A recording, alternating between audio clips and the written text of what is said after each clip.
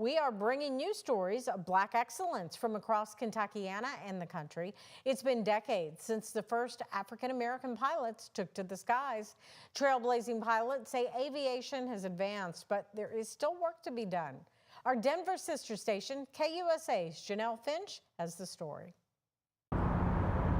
Airports work like cities. Everything from architecture to engineering to designers, all those people have to be employed at the airport. At the Denver International Airport, pilots are city movers. To get people from point A to B safely. Captain Willie L. Daniels took a front seat to the skies for decades. When I hired on in 1987, I was the 34th African-American pilot in the history of United Airlines. In the early days of his career, it was rare for Daniels to share the cockpit with someone who looked like him. We were always excited, to fly with each other, and I don't know, a lot of the customers, they were a little skeptical, but they were always in good hands. Times have changed, and so have the stats. In 2023, United Airlines reported 15% of pilots and frontline workers were Black. Our greatest assets that we have in this country is our diversification.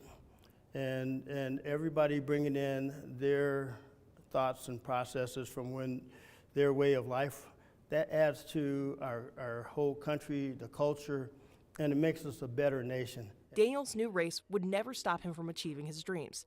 The proof is on the walls at DIA's Center of Equity and Excellence. This is the premier facility in the nation. The center was created to support business development, career pathways, and research in aviation.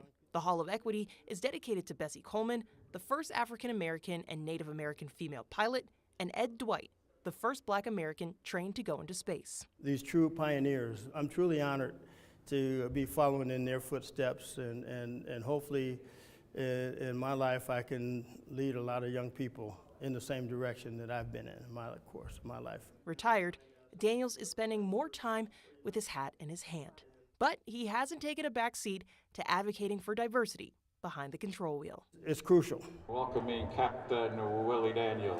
His nonprofit, Our Shades of Blue, brings professionals in to mentor the next generation of flyers and movers. I think it's important that we have opportunities like this, because if we discourage young people from being able to be involved in this industry, that's a disservice to our nation. Daniels may not have started his profession with many Black pilots, but being a part of this legacy of city movers, he helped pave a runway for the future to be different. It gives me great pride to have been part of that. With photojournalist Byron Reed, Janelle Finch, 9 News.